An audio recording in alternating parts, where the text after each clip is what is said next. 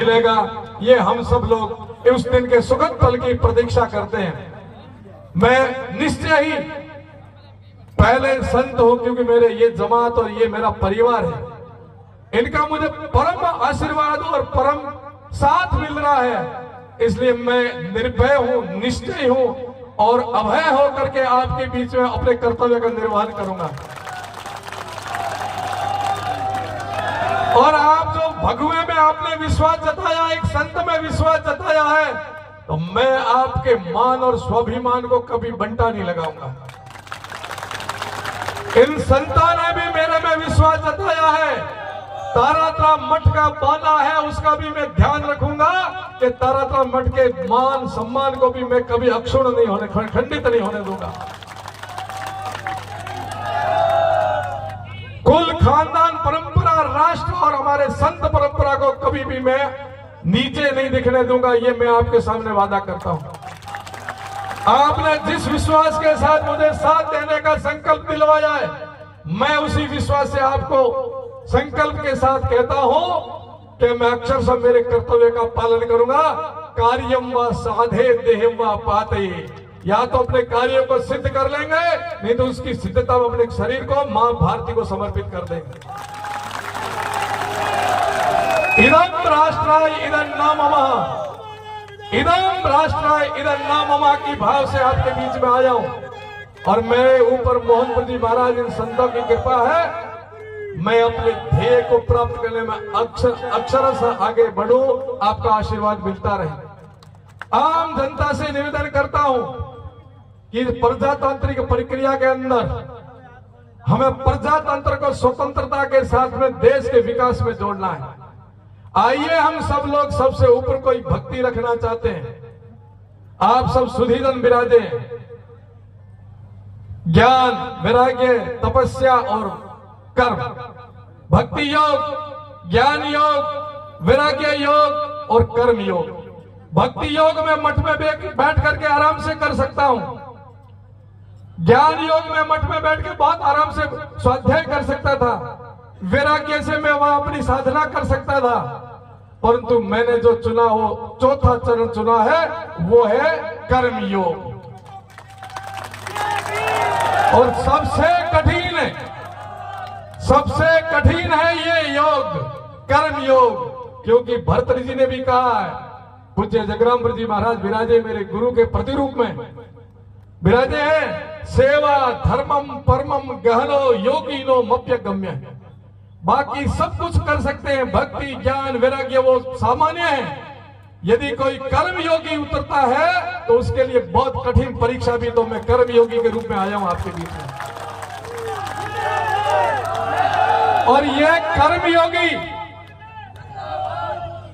योग ही जीवन का उद्देश्य है, क्योंकि मनुष्य जीवन की जो रचना है वो परोपकारार्थ इदम शरीरम इदं न मम। मेरा राष्ट्र धर्म बनता है। वर्तमान काल के हम सब लोग जिम्मेवार हैं। एक बात कह के बात पूरी करूंगा। क्यों आया राजनीतिक क्षेत्र में? कई प्रश्न खड़े होते हैं लोगों के मन में, साधु होकर राजनीति में क्या करेगा, क्यों आया है राजनीति में? मैंने 4 योग बताए हैं मित्रों। सबसे कठिन यदि है तो कर्म योग है, और गीता में भगवान कृष्ण ने भी ये कहा है कि हम सबको कर्म योगी बन करके अपने कर्तव्य का निर्वहन करना है। नर सेवा नारायण सेवा है,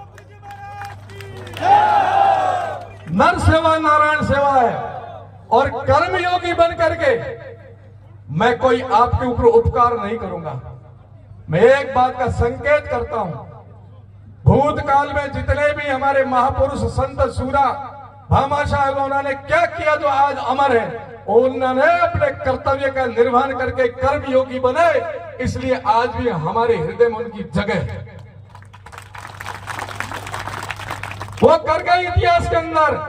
भविष्य अभी आएगा तब पता चलेगा। पूज्य संत विराजे, मैं इनके सन्मुख आपसे निवेदन करना चाहता हूं। 2 कर्म माने गए, एक कर्म और एक अकर्म, एक भला और एक बुरा, जिसको पाप और पुण्य कहते हैं। पूज्य संत जगरामपुर जी बाप जी अपने गुरुकुल में अध्ययन किया है।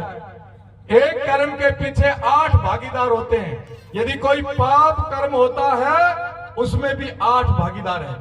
कोई पुण्य का कर्म होता है तो उसमें भी 8 भागीदार होते हैं। यदि इस समय हमारे सामने कोई पाप कर रहा है, कोई देश के विरुद्ध कर रहा है, कोई मानवता के विरुद्ध कर रहा है, तो हम मूक होकर देखते तो हम भी पापी कहलाएंगे। देखने वाला पापी है, सलाह देने वाला पापी है, साथ देने वाला पापी है, हाथ से करने वाला भी पापी है। हम सब देखते रहे और मां भारती के साथ क्या होगा तो हम भी पापी कहलाएंगे। हम उनको समर्थन देंगे तो हम भी पापी कहलाएंगे। इसी प्रकार पुण्य के कामों में है, जब आने वाली पीढ़ियां याद करेगी कि उस समय कौन थे जिनके कारण देश उन्नति की तरफ बढ़ा, तो हमारे पुरखे, हमारे परिवार के, हमारे संत उस समय कहां खड़े थे।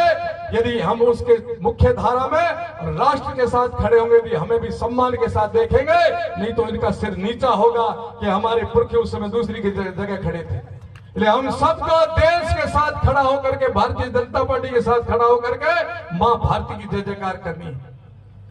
इस कर्तव्य का निर्वहन करने के लिए हम लोग आए हैं।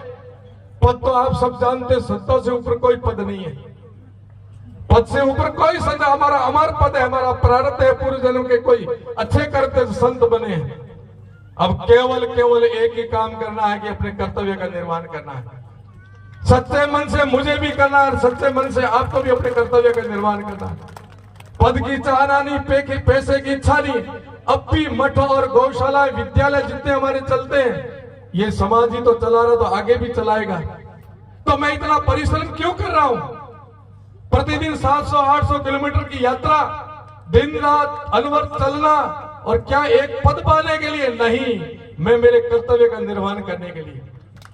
जनता एक छोटी सी समाज सोचती है हमारे सड़क बना देना, हमारे टाके बनवा देना, हमें सभा भवन दे देना। उनको मैं निवेदन करना चाहता हूं, ये बना करके हम आपके ऊपर कोई एहसान